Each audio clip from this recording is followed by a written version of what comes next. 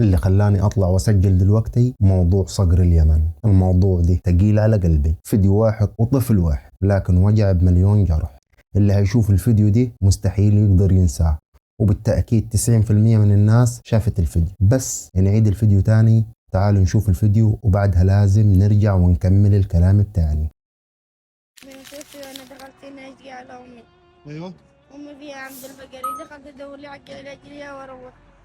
يقول لي انا لما طلع نزلت يضربنا. من هو؟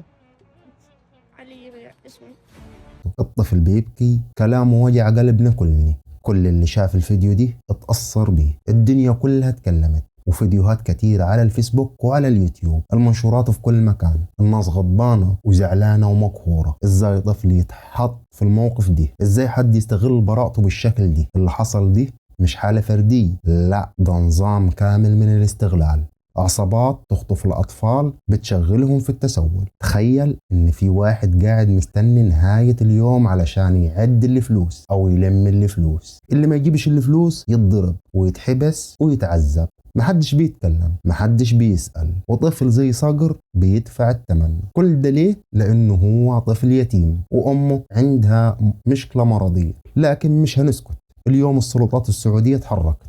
قبضت إدارة التحريات والبحث الجنائي بشرطة منطقة الرياض على مقيم من الجنسية اليمنية لمخالفته نظام مكافحة جرائم الاتجار بالأشخاص باستغلال طفل من الجنسية نفسها في التسول بالميادين والطرقات العامة والاعتداء عليه بالضرب، وجرى إيقافه واتخاذ الإجراءات النظامية بحقه وإحالته إلى النيابة العامة والتنسيق مع الجهات المعنية لتقديم الخدمات الإنسانية اللازمة للطفل. قبضت على واحد منهم. إدارة التحريات والبحث الجنائي بالرياض مسكت الراجل اللي ورا القصة دي، ودي كان بيان وزارة الداخلية السعودية. مقيم يمني مخالف للقانون بيستغل الأطفال في التسول. مش بس كده، كان بيضربهم وبيعذبهم لو ما جابوش فلوس. تم إيقافه وتحويله للنيابة العامة، والحمد لله بدأوا يهتموا دلوقتي بالطفل. هذا هو المشهور، هذا هو اللي يدوروا على الناس بالبطحة، لا مع رقم تلفون ولا هم يحزنون. ايش اسمك؟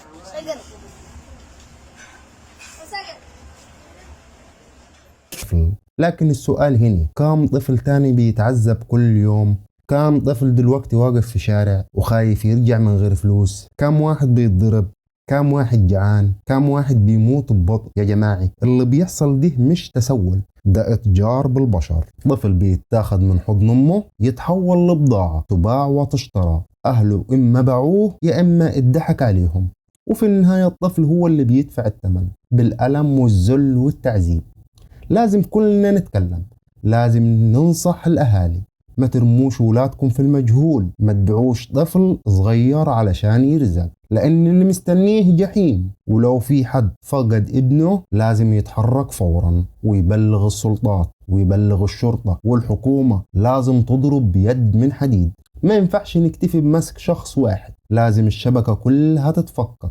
رؤساء العصابات دول ما ينفعش يعيشوا وسطنا. الطفل ده مش رقم، مش حالي، الطفل ده إنسان. صقر مش مجرد اسم، صقر صرخة طفل بيدور على أمه، وإحنا دورنا نوصل صوته للعالم.